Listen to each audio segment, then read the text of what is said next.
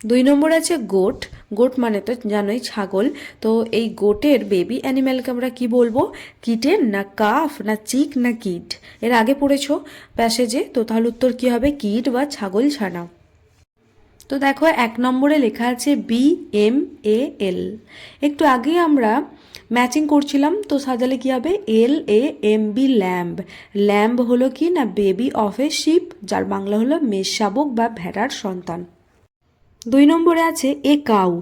তো এখানে উত্তরটি কি হবে না? এ কাউ মুজ, MOOS, মুজ, অর্থাৎ একটি গরু হাম্বা ডাক দেয়।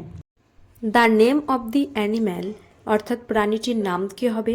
তাহলে কি লিখবো আমরা? যে ইট ইজ এ কাউ, অর্থাৎ এটি হয় একটি গরু।